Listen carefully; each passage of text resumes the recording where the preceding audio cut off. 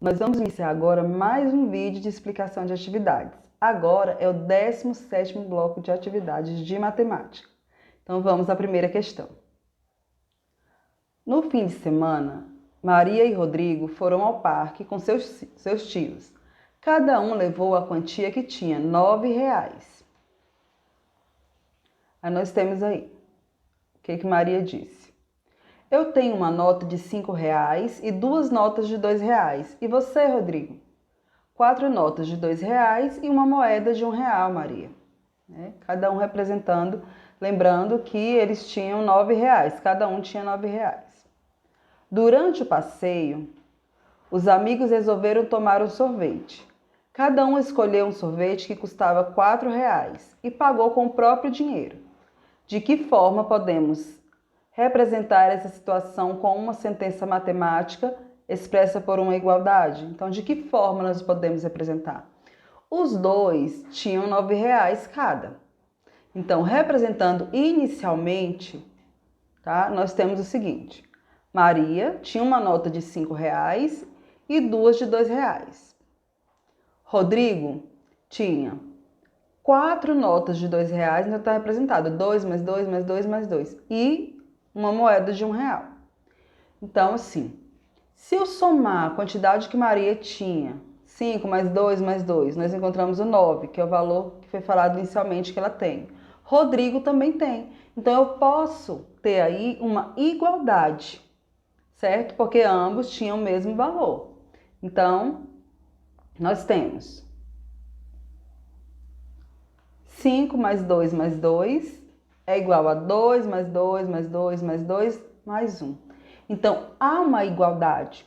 Só que nós não podemos esquecer que eles tomaram um sorvete, eles compraram um sorvete que custava R$ 4.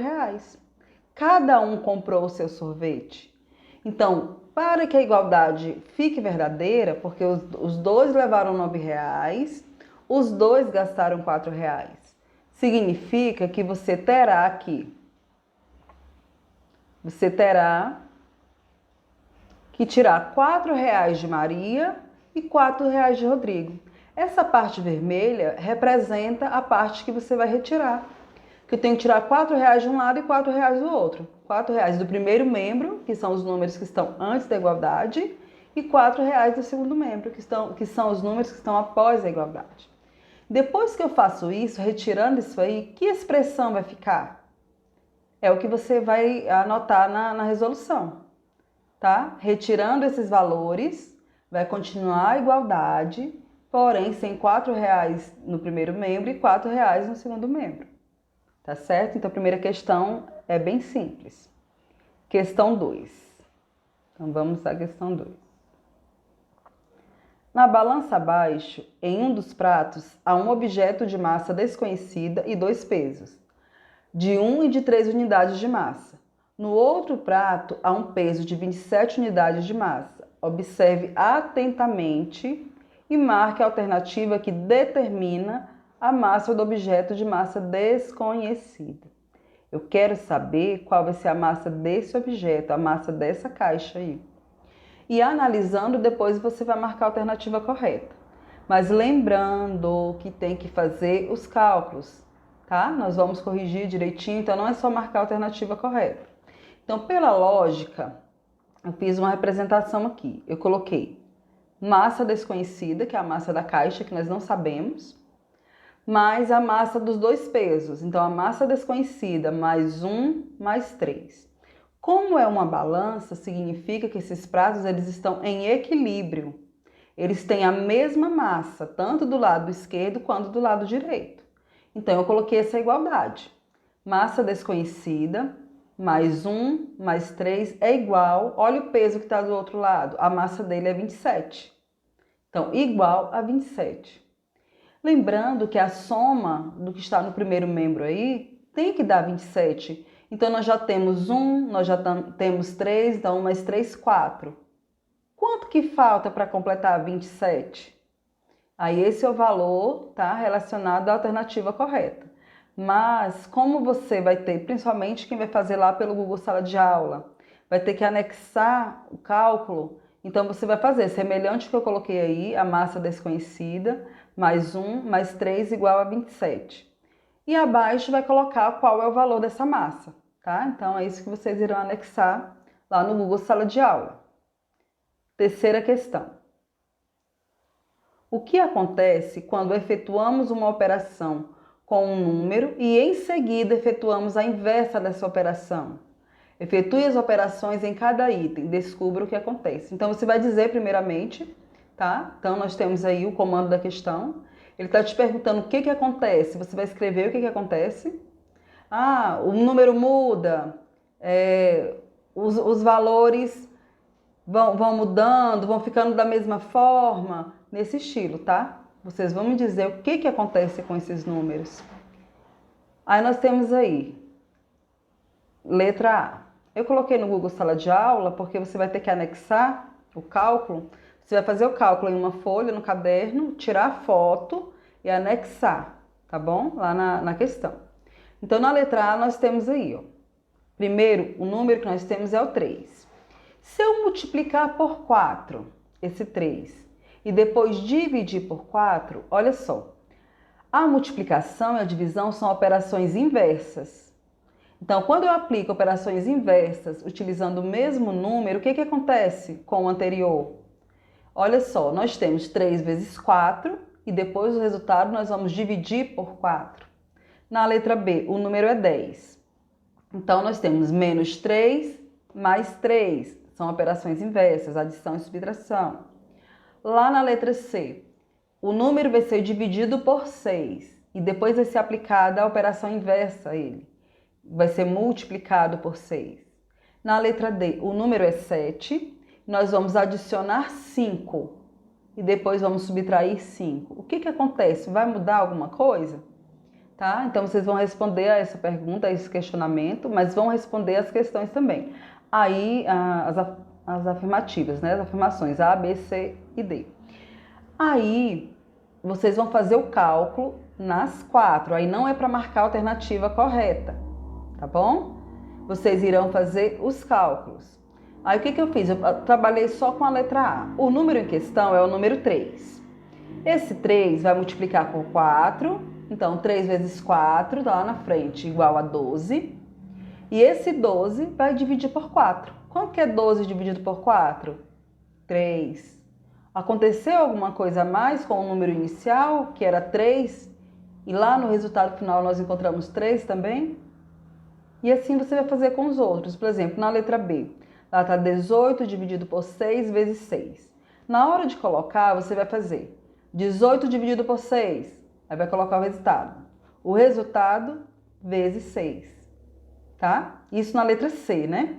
A letra B não, a letra B é 10. Eu tenho 10. Aí vai fazer 10 menos 3 na B. O resultado que der, mais 3. Na letra D, 7 mais 5, aí o resultado, menos 5. Aí observe o que vocês irão encontrar. Se vão ser números iguais, se vão ser números diferentes, tá? Simples assim. Questão 4. Maria fez uma subtração e escondeu os algarismos do primeiro número para que sua irmã descobrisse. Nós temos aí uma subtração. Lembrando que nós estamos falando também de operações inversas.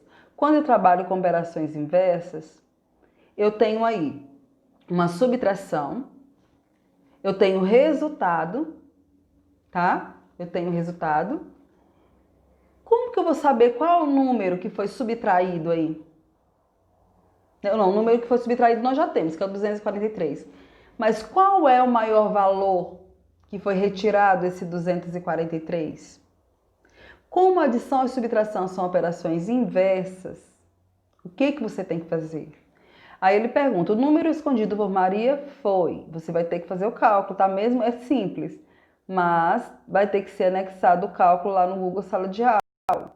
E você que vai entregar pelo WhatsApp, vai fazer o cálculo também e ao lado coloca a alternativa correta. Aí eu coloquei aí, operações inversas, adição e subtração. Se eu tenho o resultado aí, tá, dessa subtração, que é 329, eu posso aplicar a operação inversa da subtração e encontrar qual é o valor inicial. Se eu estou diminuindo, então agora o que eu vou ter que fazer aí? Vou ter que somar, vou ter que efetuar a adição. E assim eu encontro qual é o número escondido, tá? O número que foi escondido por Maria. Então, essa é a questão 4. Agora, nós vamos responder a questão 5, tá certo? Os pais de Melina dão mesada para ela, ou seja, certa quantia por mês para que a menina aprenda a administrar seu próprio dinheiro. Aí vamos ver o que Melina diz aí. Costumo repartir a mesada em 5 partes iguais. 3 partes eu gasto e 2 partes guardo. Então, ela divide em 5 partes iguais, sendo que dessas 5, 3 partes ela gasta e 2 ela guarda. Então, veja como Melina repartiu a mesada de R$ 45 que recebeu no mês passado.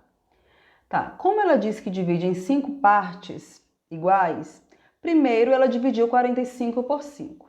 Dividindo 45 por 5, nós encontramos aí 9, porque 5 vezes 9, 45. Então, 45 dividido por 5, 9. Ok. Quantia que ela tem para gastar? Ela diz que 3 partes ela guarda. Então, vai ser 3 vezes 9, que é o resultado daquela divisão. 3 vezes 9, 27. Ou seja, ela gasta R$ 27. Ela deixa R$ 27 para gastar. 2 partes ela guarda. Então, vamos ver quanto que ela guarda. Quantia para guardar. 2, que são 2 partes, vezes 9, que é o resultado da divisão. 2 vezes 9, 18. Pronto, então nós temos aí. Ela tem 27 para gastar e R$ 18 para guardar na mesada dela, certo? Sabendo que ela recebe R$ 45 aí. Letra A. Este mês, Melina vai receber R$ 60 de mesada. Então, não é mais 45, é R$ 60. Faça os cálculos e ajude-a a repartir essa quantia da maneira como costuma fazer. No mesmo jeito, separando 3 partes para gastar e 2 partes para guardar. Então, para isso, o que você tem que fazer? A mesada dela, R$ 60. Primeiro passo, você vai dividir esse valor por 5. Que valor? Os R$ 60. Não é mais o 45. O 45 foi utilizado apenas para dar um exemplo de como você vai fazer nessa aí, tá bom? Então, o primeiro passo, dividir esse valor por 5. Qual é esse valor? R$ 60. Segundo passo, quantia para gastar. Como ela separa 3 partes desse valor para gastar, nós temos aí, vai ser 3 vezes o resultado da tua divisão. 3 vezes o resultado da tua divisão vai ser a quantia que ela terá para gastar.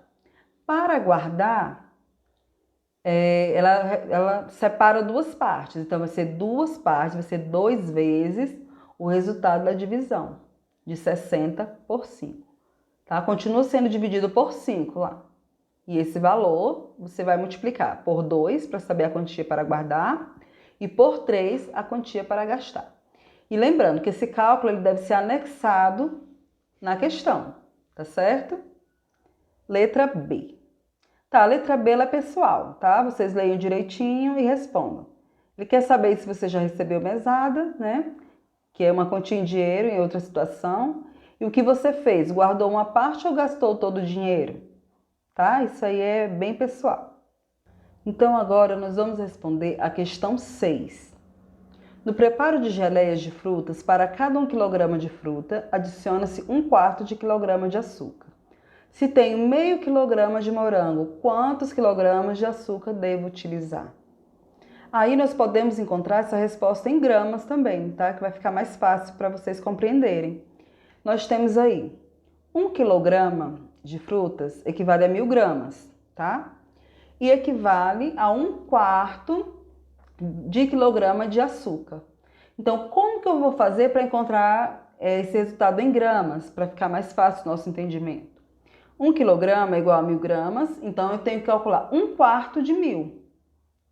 Como eu estou trabalhando aí com multiplicação envolvendo frações, eu multiplico numerador com numerador, denominador com denominador, tá certo? E fazendo isso, o numerador lá do 1000 vai ser o 1000. O denominador, 1. 1 vezes 1000, 1000. 4 vezes 1, 4. Efetuando essa divisão, nós encontramos aí 250 gramas, ou seja, para 1 quilograma de frutas, nós precisamos de 250 gramas de açúcar. Tá, aí no comando da questão diz o seguinte: se tenho meio quilograma de morango, ou seja, meio quilograma de fruta, quantos quilogramas de açúcar devo utilizar? Para o nosso entendimento, para o melhor entendimento de vocês, nós vamos achar em gramas, tá bom? E tem como transformar em quilogramas, sim, se quiser no final. Aí nós temos aí, olha só, para 1.000 quilogramas de frutas, eu tenho 250 gramas de açúcar. Tá? Olha a representação. E se fossem 500 gramas, quanto de açúcar que nós vamos utilizar? É só analisar. Se 500 gramas é a metade de 1.000, tá? Então, de 1.000 para 500, nós dividimos por 2. 1.000 dividido por 2, 500. Nós estamos trabalhando aí com o princípio da igualdade, da equivalência. Se eu dividir por 2, lá do açúcar, para eu saber também, eu vou dividir por 2. O valor que você encontrar vai ser a quantidade em gramas. Como na questão ele pede em quilograma, aí eu coloquei observação, transformar grama em quilogramas. Porque o que você vai encontrar aí, por exemplo, 100 gramas, 200 gramas, tá? Vai estar, a unidade de medida vai ser gramas, o grama. Mas nós estamos, na questão pede para você transformar em quilograma. Então, você vai dividir o valor por 1.000. Vamos supor, você achou 200 gramas. Você vai dividir 200 por 1.000. Você achou 100 gramas. 100 por 1.000. Mas eu creio que para o melhor entendimento nessa questão aí, porque como são valores numéricos menores que 1 quilograma, menores que 1.000 gramas, para o entendimento de vocês vai ficar bem mais fácil deixar em gramas. Então vai ficar a critério de vocês, tá bom? Se vocês encontrarem aí em gramas, pode deixar em gramas. Quem quiser utilizar, dividir por 1.000 para encontrar em quilograma, também fica à vontade. Mas eu creio que para o entendimento de vocês é melhor deixar em gramas, tá? Então eu espero que vocês tenham compreendido a explicação. Eu estou fazendo esse vídeo para auxiliá-los, vocês vão voltar quantas vezes for necessário, tá? É uma forma de auxiliá-los mesmo na resolução das atividades, tá certo? Então, fico por aqui, até o próximo bloco de atividades.